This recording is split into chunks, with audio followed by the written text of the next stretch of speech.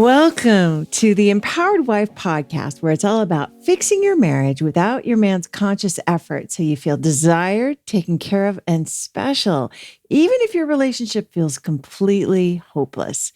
I'm Laura Doyle, and today I'm talking about 4 solutions when your husband doesn't like you.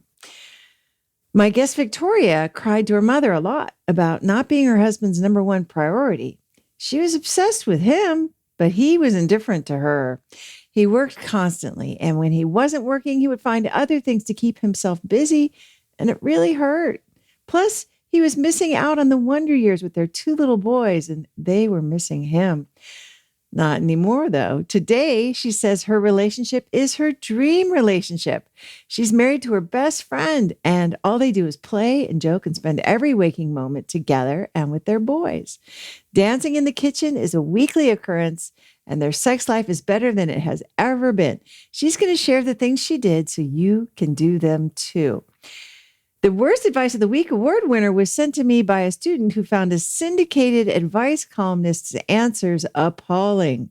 And so did I. It's good advice if what you want is to break up your family.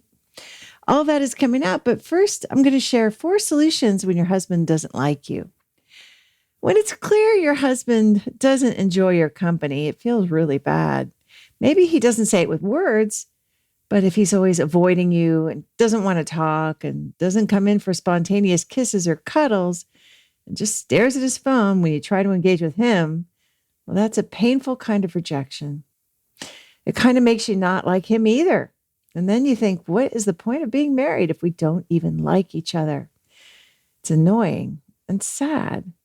If you're anything like me, though, even if you don't like your husband at the moment, you still want him to like you. I like being liked.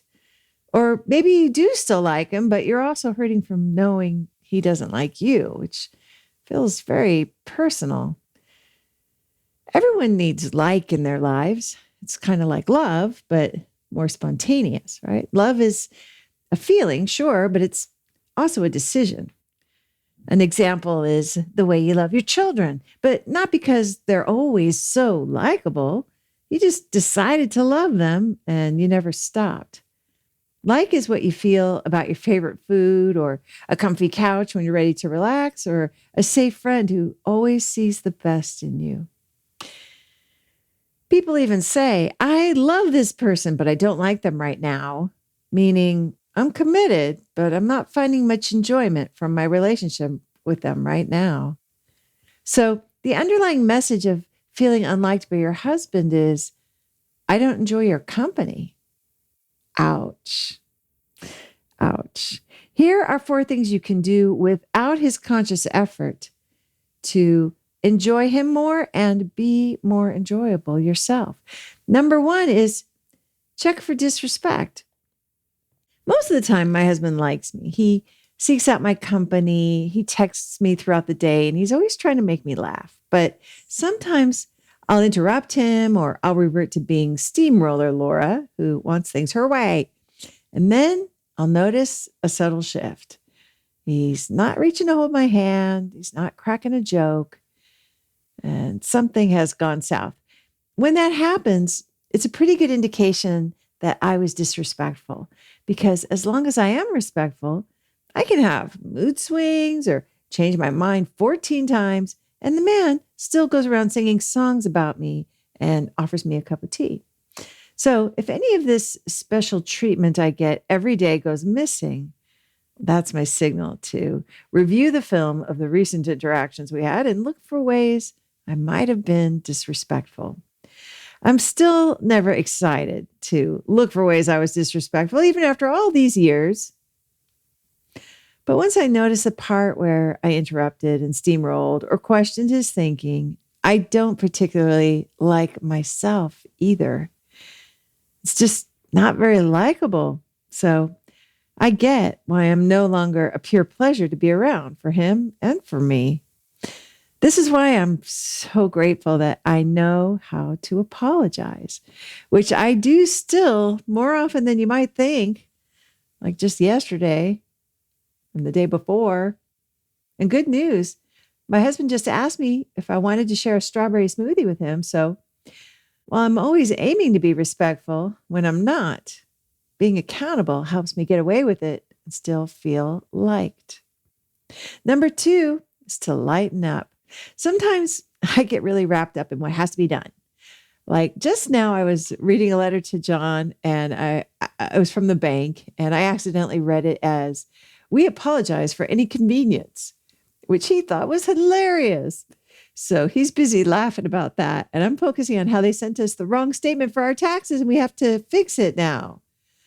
Not that I had to worry about that because John takes care of all that stuff anyway. So I could have just been laughing too because everything is fine and that was kind of funny. And sure, it is more fun to giggle at the punchline in the slapstick comedy of life, like, "We apologize for any convenience." What's not to like when you're laughing together? That is the definition of enjoyment. This is something I hear a lot of students share too, is that one of the things that comes back when they fix their marriages with the 6 intimacy skills and the connection framework is laughing together about something they might have fought about before. So why not show up as the girl of fun and light by focusing on what's funny and laughing about it? Number three, the smile campaign. One of the ways I knew my marriage was on the mend when I first got the intimacy skills was because I came through the door and his face lit up. He was happy to see me again. And I saw that as a very good sign that he liked me again. And that made me feel good. And my face lit up to see him too. And it made me like him more because I knew he liked me. So if you're not feeling liked, one thing to experiment with is a smile campaign. What if you just smiled at your husband and acted happy to see him? Like attracts like. I'm not sure what scowling and resting brat face attracts, but I don't want to find out either. So for the next 48 hours, what if you smiled at him every chance you got? If he asks why, you could say, "I'm just happy to see you." Number four, gratitude. One of the coaches shared about how she used to be so frustrated that her husband never went to bed at the same time as her before she started practicing the 6 intimacy skills and the connection framework. But once she started listing her gratitude for her husband each night at bedtime, he not only came to bed at the same time as her, he looked forward to it. He never missed it.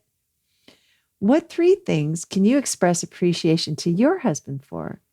Reminding you both what you're grateful for about him can bring back the delight of feeling liked for both of you. If you'd like to be my guest on the Empowered Wife podcast and share about how you fixed a struggling relationship using the 6 intimacy skills, I would love to interview you. Just go to lauradoyle.org/podcast-guest to let me know that you are willing to make a big contribution to ending world divorce by telling your relationship story. I look forward to meeting you. That's lauradoyle.org/podcast-guest. My guest, Victoria, cried to her mother a lot about not being her husband's number one priority. She was obsessed with him, but he was indifferent to her. He worked constantly, and when he wasn't working, he would find other things to keep him busy, and it really hurt. Plus, he was missing out on the wonder years with their 2 little boys, and they were missing him. Not anymore, though. Today, she says her relationship is her dream relationship. She's married to her best friend, and all they do is play and joke and spend every waking moment together and with their little boys. Dancing in the kitchen is a weekly occurrence, and their sex life is better than it has ever been. She's going to share the things she did so you can do them too. Victoria, thank you so much for coming on the Empowered Wife podcast. I'm excited to hear your whole story. Thank you so much for having me, Laura. Well, take us back to the bad old days. We want to hear everything. What was going on in your marriage? So I would have to actually say the bad old days were before we got married, which is kind of a red flag. But we met when we were 16. Oh. And I have had severe anxiety issues my entire life. Meeting him was like automatically having a partner. automatically having a best friend. I'd never been so comfortable with a person in my entire life. And I knew literally the night that I met him, I told my best friend that I would marry him. And 5 years later, we got married. Now, we went through high school dating. And then after high school, we both went to college. But he actually went to a college about an hour and a half away.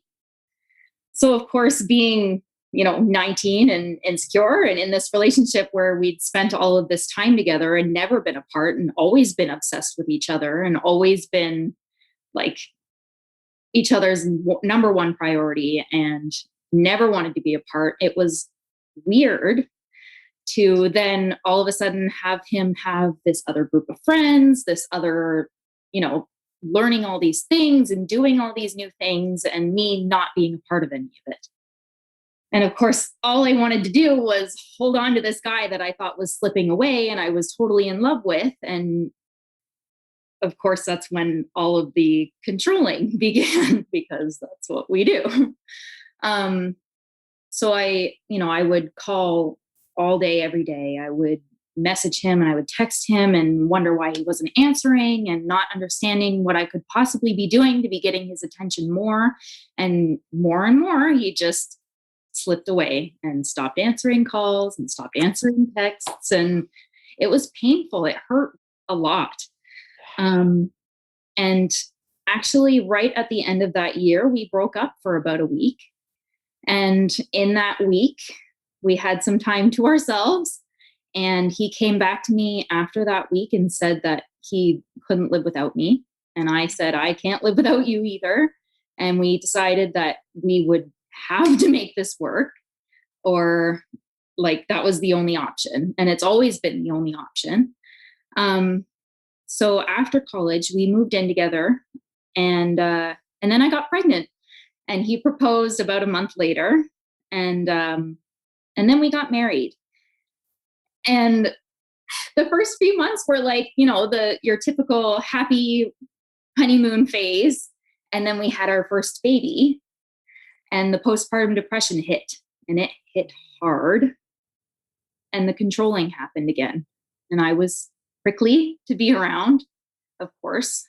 And I was lonely and sad and feeling hopeless because I was at home most of the time alone with this baby that, I didn't know what I was doing. I was a new mom and he was always gone and it was hard.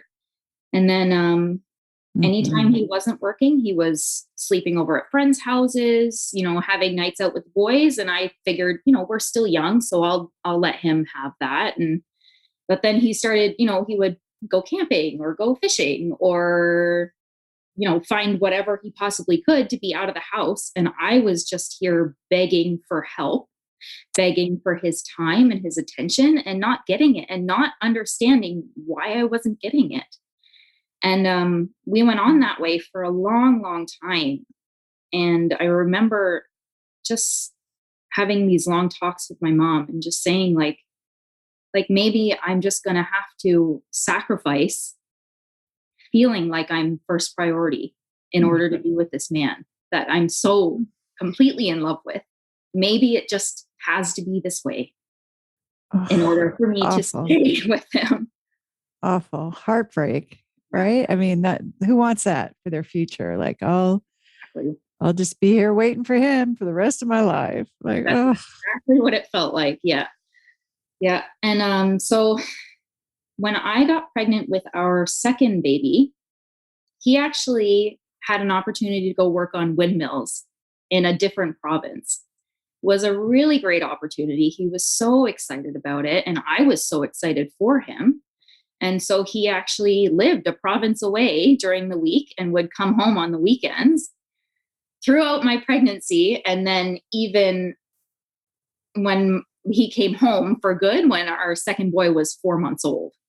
So for a long time, of course, like that distance actually gave us a little bit of stability because when he came home, he wanted to be here. He wanted to see the boys. He wanted to see me. He was really excited to be home, never wanted to be anywhere else because he'd been gone the whole week. And I was in my car one day with my two boys in the back seat, and they'd both fallen asleep on the drive. And of course, I had a newborn. So I sat in my driveway and had some peace and quiet. I'm not waking them up to go inside the house. So I sat there and I thought, we're so good right now, but he's coming home soon. What am I supposed to, how do I hold on to this? How do I keep us excited to see each other and excited to be together and always happy when we're around each other? And I am a huge podcast listener because I know that I can put on a podcast and do dishes, and I know I can put on a podcast and do laundry and, make sure my kids are taken care of and it's still playing in the background. And so I got on Spotify and I looked up marriage podcasts and you came up, and I saw The Empowered Wife and I thought, oh, like that sounds pretty good. So I clicked on your podcast, and the first one I listened to was I think it was called How Do I Make My Husband Pay More Attention to Me, or something like that. And even just the intro of this podcast that said how to make your marriage better without his conscious effort, I was like, oh, sign me up. That sounds good. Because if there's anything that I can do and I don't have to force him into, I think that's probably the best way to go here. And I listened to it, and it was just, I couldn't believe that I didn't know all of this stuff that had never been taught to me. And it all sounded like it just made so much sense. I just remember sitting there going like, how have I heard none of this before? Of all of the thousands of times that I've Googled, how can I make my husband love me more? How can I make my husband want to be around more? How can I make my husband blah, blah, blah? And even just sitting there listening, I realized that all I'd ever Googled was, how do I make my husband blank? And I just remember thinking to myself, you are so stupid. You can't make him do anything. Oh. And I remember, no, it was like this huge sense of like this wave of hope came over me. Like, oh my gosh, there's all these things that I can be doing to make him happy and to make him want to make me happy.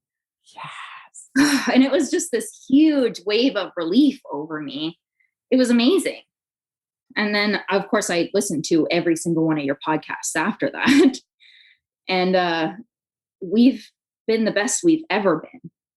And I feel like we've gone back to our 16-year-old selves that were just like so enthralled with each other and so in love with each other. And all we ever wanted to do was be the best person we could be for each other. And I can't thank you enough.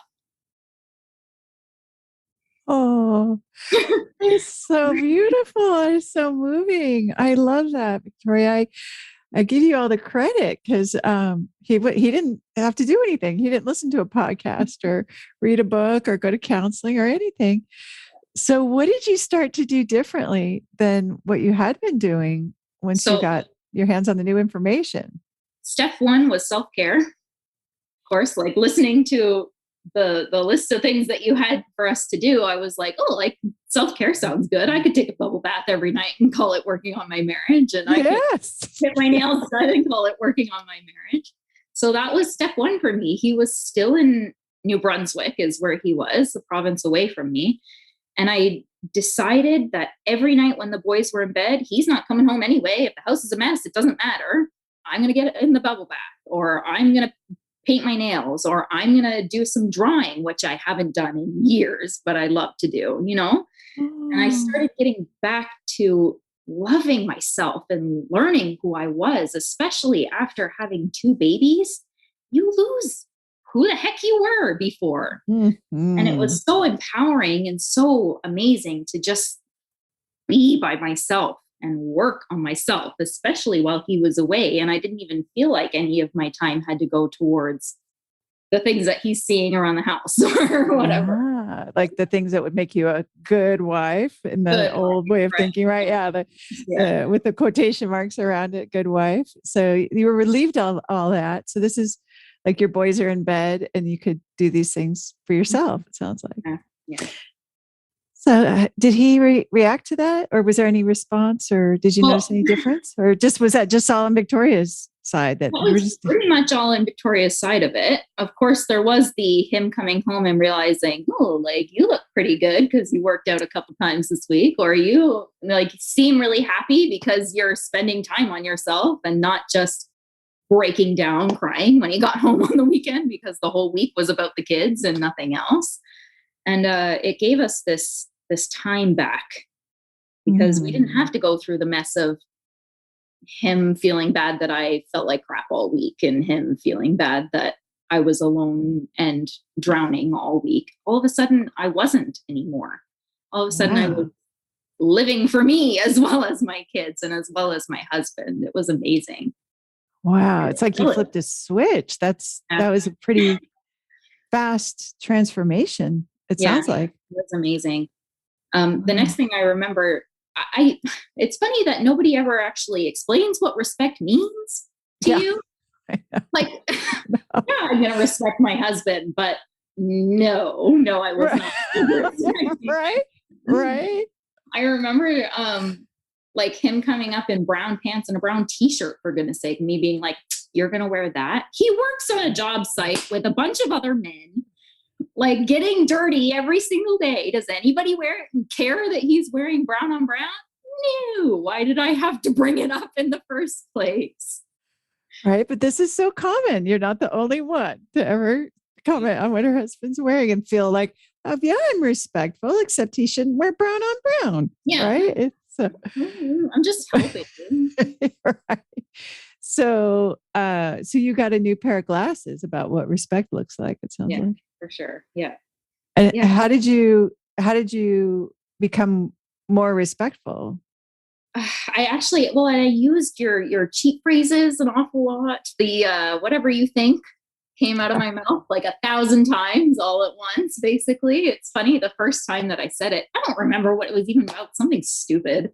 What should we get for dinner? Or, what movie should we watch tonight? And I said, whatever you think. And he was like, no, I'm not falling for that. He's like, no, you pick, because I know I'll pick the wrong one. I'm like, no, seriously. Like, you pick whatever you think is best, and that's what we'll go with. And he did. And ever since, it's whatever you think. And he just chooses what he thinks is best. And Wow. it's taken this like load off my shoulders. Like, why was I making all of these decisions I didn't even want to be making before, when he's going to do it anyway? And I can trust him to make those decisions for us and for our family and for our house. It's amazing. What if there's a particular movie you want to see, or if there's something you want to eat for dinner? Then what happens? Say so. Okay. Yeah, yeah. It's funny. We never used to eat out ever. It was, I don't know why. It wasn't even like a money saving thing. It wasn't anything. We just like never thought to go out. And like now, once every couple of weeks, I'm like, I'd love to not make dinner tonight. And he's like, Oh. okay, where do you want to order from? Okay, where do you want to go? Oh. Yeah. And it's like no big deal. All I had to say was, I'd love to not cook tonight, or he'll cook for me. And can Oh. I count on even one hand how many times he'd done that before? Probably never. But He it's just didn't know that's what you wanted. He didn't know your like, desires, right? Is that well, he right? tried to cook once or twice probably, but I was so like not even okay, but you're not mincing the onions small enough. Okay, but Okay. it should be high. Like I go and turn up the temperature on the frying pan. Like Victoria, stop. Stop. He's not a child. And if the house burns down because he's cooking, at least he tried to cook. Yeah. uh, Yeah. what could possibly be going wrong tonight? It's so funny, the things you think you need to hold on to when you don't. You don't. Mm. It's so true. Well, you're just enormously accountable, which is really, really cute. It's really attractive, right? Because you're like, look how controlling I was. I just didn't realize no one ever taught me. And it is frustrating, right? That you weren't trained Yeah. to, be respectful. No one ever told you what that even meant. Yeah. What else did you start to do differently? It sounds like that's a lot already, but were there other things you started to do differently? I started to shut my mouth more. The duct tape went on an awful lot. Like my husband works on a job site where there's lots of different crews coming in and out all the time. Everybody has different responsibilities, and his is electrical. So his pretty much relies on everybody else's being done right so that he can do things correctly and not have to undo other people's mistakes or whatever. So he comes home from work and he'll complain to me. He'll vent to me an awful lot. And me being the person who had all the answers, even though I have no idea what's going on at this job site, I would always be like, oh, well, like you should have done this, or you should have handled this differently, or you should have spoken to this person, or you shouldn't worry about it because it's not your job. And what would he do? He'd shut down. That was the end of the conversation. And I would go, I handled that like the wife I was supposed to be. When now he comes in and he vents, and I will sit and listen. And I go, yeah, oh, yeah, yeah. And that's all I'll say the entire time. Oh, yeah. Oh, that's frustrating. Yeah. Yeah. And he will go and go and go until he's done. And then he's in a better mood and he can work past it and he can be like refreshed and ready for tomorrow and the rest of the frustrating mistakes that he's going to have to work through, instead of being heated and annoyed that I didn't let him get through what he just needed to talk about. Wow. Wow. So funny. That's The things that, again, we feel like we need to help when we don't need to. yeah. Is it hard to keep your mouth shut sometimes when he's doing that? Not anymore. Not anymore. I can trust him. I know that he knows what he's doing at work better than I do. Of course he does. I know that he knows what he's doing and how to make the decisions he needs to make without my input. And then I don't have to feel stressed about coming up with an answer for him because he doesn't need it. Ah.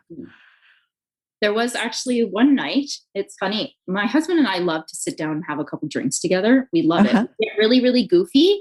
Yeah. And our sense of humor comes like top notch and we take off. One night, we're sitting out on the back. We were sitting in our living room having a couple drinks. And usually at night, he'll actually go out and sit on the back porch and just have some fresh air.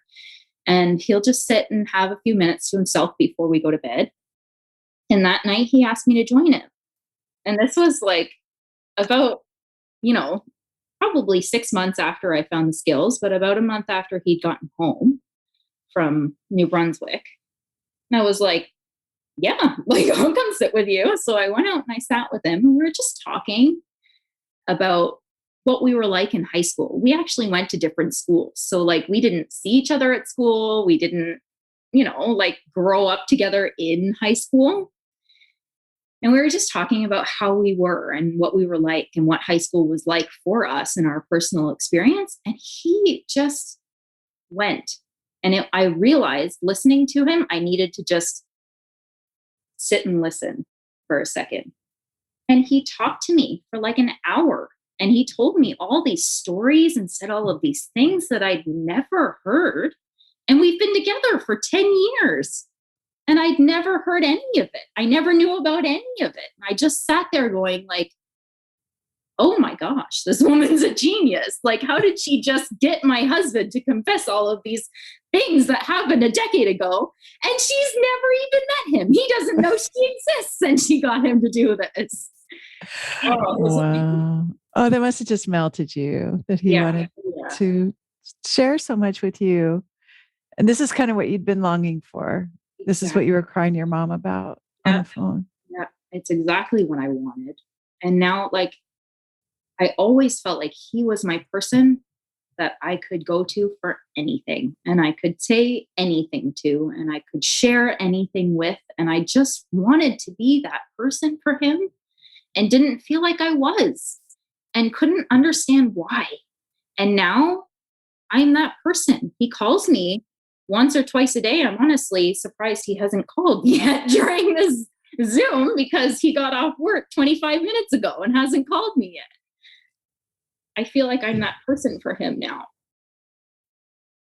Oh, so sweet. I give you all the credit for being so willing and open to try some experiments. Seems like they went really well for you. Yeah.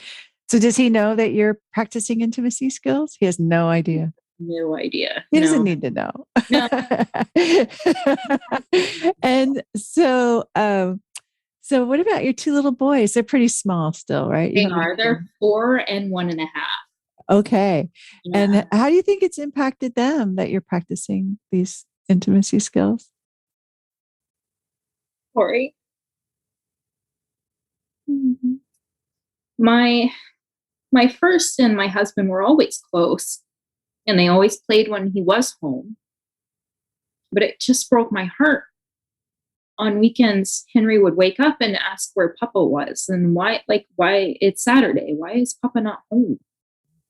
And I always came up with things, he has to work and he works because he loves us. And okay, but that's only going to go so far for a little one who doesn't understand why Papa would always be working. And then when our second boy was born, of course, he wasn't here for months. It was almost like that he didn't really even recognize Eli when he was around. And it broke my heart. And I would, kind of pretend that it wasn't a problem. And then as soon as we started to get good, he wanted to be here all the time. Now it's to the point where he's bringing new movies home so that the kids can stay up late and have movie nights. And we do this thing called pile of blankets. My 4-year-old calls it pile of blankets, and we get all of the bedding in the entire house and throw it on the living room floor, and we have a movie night. And popcorn gets all over everything, and we love it. We love it so much. And they just have never been so close to their father ever. Another thing, I put the babies to bed. When they're little still, I put them to bed. And it's fine. Like, it's always worked for us. And especially with our second baby, he's a great sleeper. He's really easy to put down to bed. So it's just my job. And one night we got home late from a friend's house. And so we were putting both the boys down at once, when usually we stagger them so that it's easier. And I went to put down our toddler, or our 4-year-old, sorry, to bed. And I came out of his room and our baby's door was closed. And so I went and put my ear to the door, and sure enough, Eli was in there putting him to bed. I didn't ask him to. He didn't even tell me he was going to, but he came out of the room and I went, "You just put Keith to bed." And he's like, "Yeah." And I was like, "You never put Keith to bed." He's like, "Well, now we have time." Now we have time together because you don't have to go and put the baby to bed after you put our older.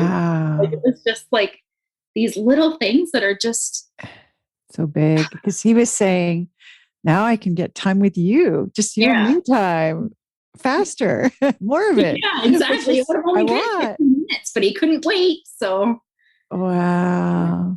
Oh, so sweet. So this has got to feel so good as a mom that you're bringing out the best in your husband's fathering by doing these, by taking a bubble bath, by taking care of your nails, by just listening and saying, "Aha, and I hear you" when he's talking. And you're getting this thing you've always wanted, which is him seeking out your company, asking you to come sit on the porch. yeah. So good, so impressive. So, what would you say to a woman who is where you were, where she just is crying because she's not his priority? He's always busy doing something else. He's never home. He never has time for the kids. But she wants what you have now. What should she do? I guess summed up, I would say just focus on yourself. Focus on the things that you need. Can't help anybody else if you're drowning yourself. Focus on what you need to be happy, and he will learn from that. The other night, we actually, and I'll admit this, we got into a fight a couple days ago. And afterwards, I came back to him and I said, I'm sorry that I was so disrespectful I actually went to my mom's house for the night because I was having panic attacks and he was exhausted from working all day. So he fell asleep on the couch. I went to my mom's for the night just to be with somebody because I find that helps my anxiety. And then he didn't remember me telling him that I was going. He didn't, because he was asleep. Now, my husband is a very heavy sleeper. Sometimes when I wake him up, he's not awake. So I woke him up thinking that I was having a conversation with him, telling him I'm fine, but I'm going out for the night. I'll be back in the morning. And he didn't remember any of it. So when I came home, of course, he was broken, thinking that I'd taken off just after like a small, tiny little fight. So he was thinking, like, what did I do wrong? So I came and said, it was disrespectful of me not to make sure that you knew where I was. Maybe I should have left a note or something.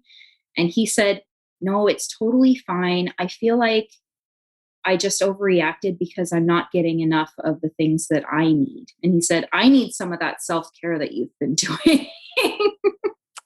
And I said, you do need self-care. Wow. So you're changing the whole culture of your family. He's mirroring what you're bringing to the relationship too. You're a role model. Yeah. Oh, that was so funny to hear him say that because I hadn't even realized that I'd been using the words. I'd been using the words around the house so much that now he's like actually apologizing for being disrespectful in return, or saying things like, I need some of that self-care that you're doing because it seems to be helping.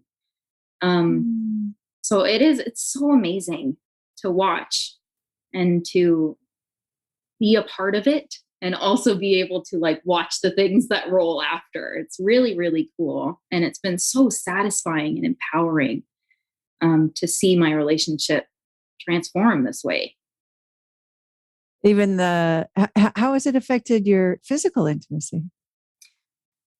Okay, so I mean, we met when we were 16. Yeah, you're kids. You know, things were spicy, and things have kind of always been spicy, and we've always been very intimate as a couple. We never go very long without needing that from each other. But as soon as we got on that run, that same page, that passion for each other, oh my gosh, it's like this whole other thing. I'm like, okay, sex before was great. Sex now, that's what I want. This is what I was looking for, because it's that crazy hot, like, passion, need to have you all the time, you know, spanking me when he comes in from work, and dancing in the kitchen, and him, you know, warming up to me the whole day in order to, like, turn it on for when the boys are in bed. It's amazing. It's no longer just like, okay, this is something we need, so I guess we'll do it. Wow. Wow. That's what everybody wants. Exactly. What I've always wanted. What you've always wanted. Yeah. Yeah. So exciting. So gratifying to hear. So, and what would you say to yourself if you could now go back in time and talk to Victoria from before, who was crying to her mom? You probably don't cry to your mom about that. I don't cry to my mom anymore.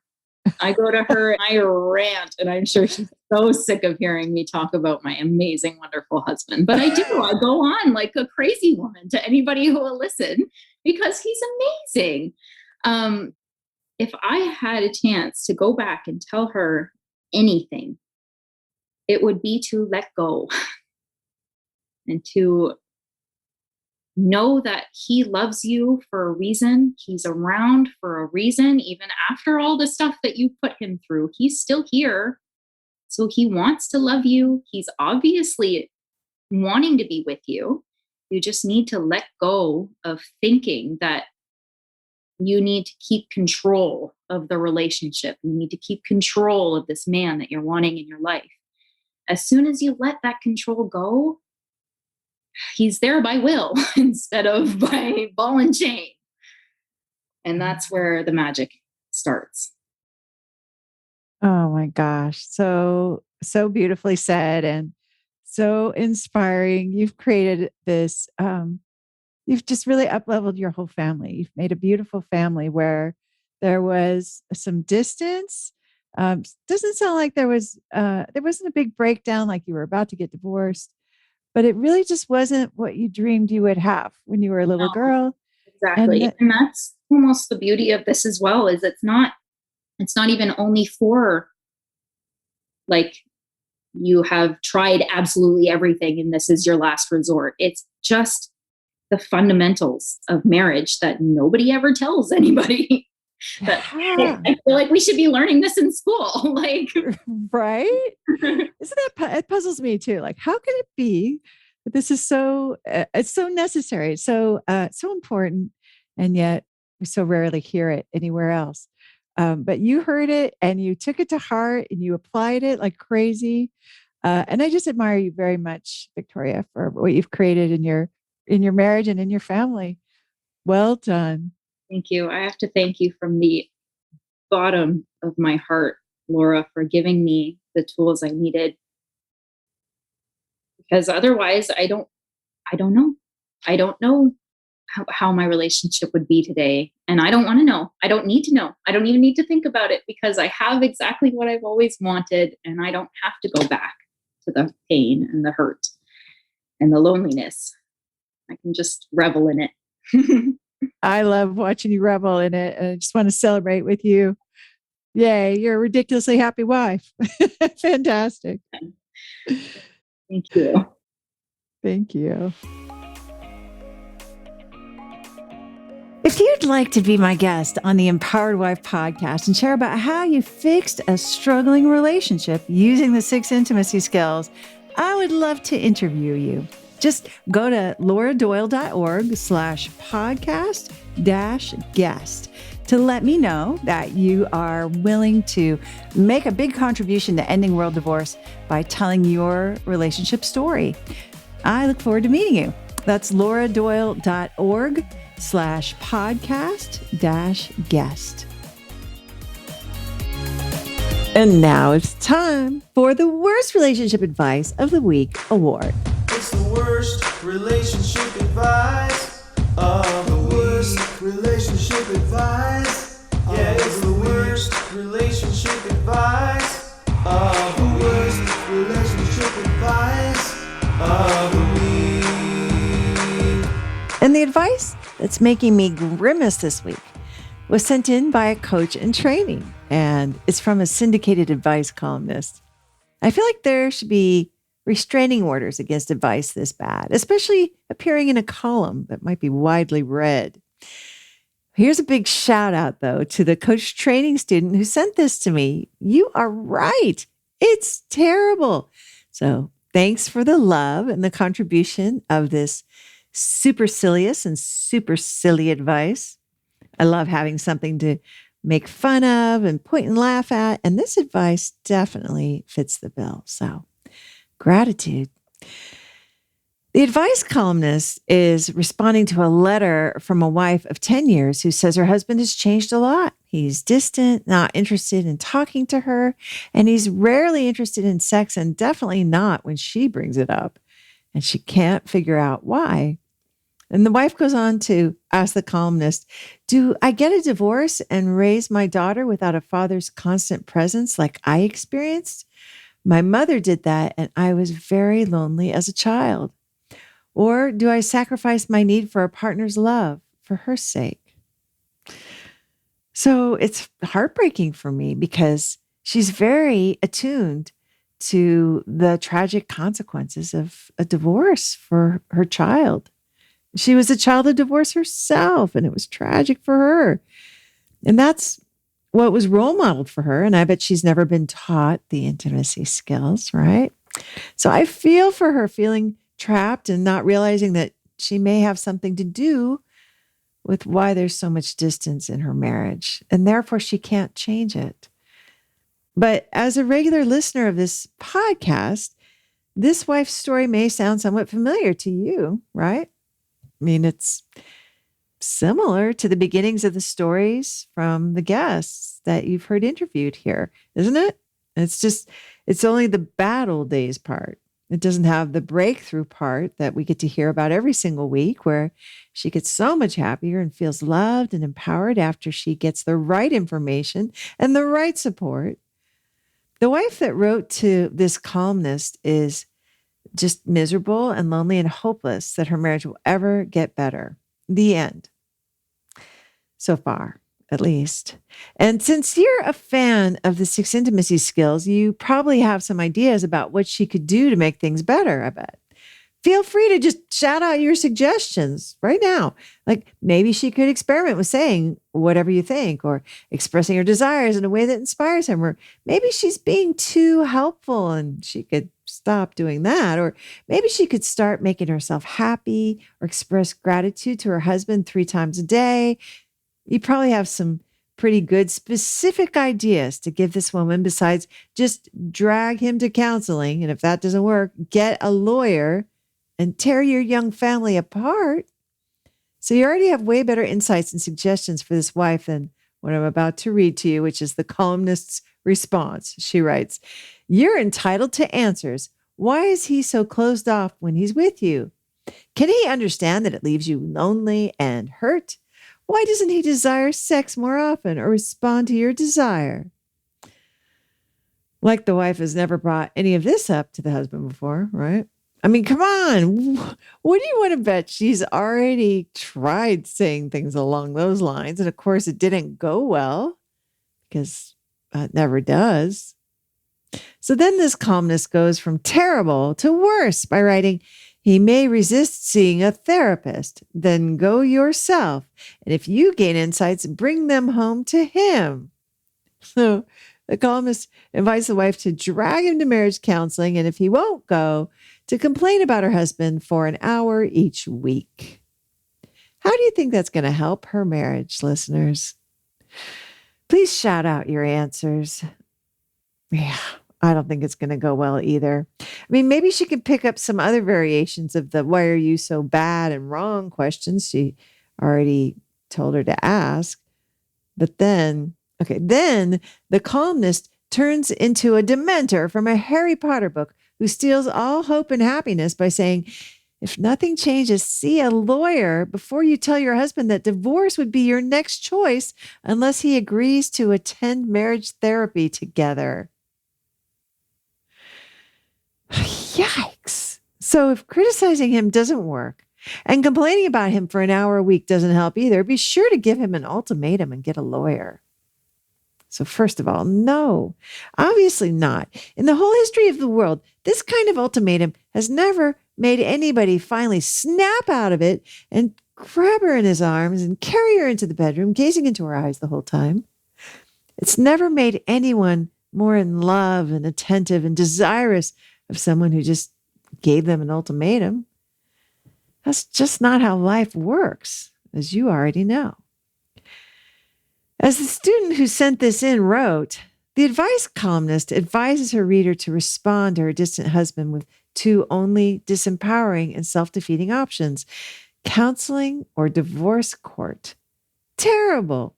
I wish this woman knew about the 3rd way, creating her vision by practicing the intimacy skills. Amen, sister. Me too. And for that reason, the advice that if nothing changes, see a lawyer before you tell your husband that divorce would be your next choice unless he agrees to attending marriage therapy together is the very, very worst relationship advice I have heard all week. Listen and subscribe to the Empowered Wife podcast. Next week, I'll share how to use your feminine gifts in marriage, part 1. In the meantime, I hope you're having lots of fun. Today's fun fact is that I enjoy hiking. I mean, as long as my phone is fully charged and there's a cheesecake factory at the other end of that mall.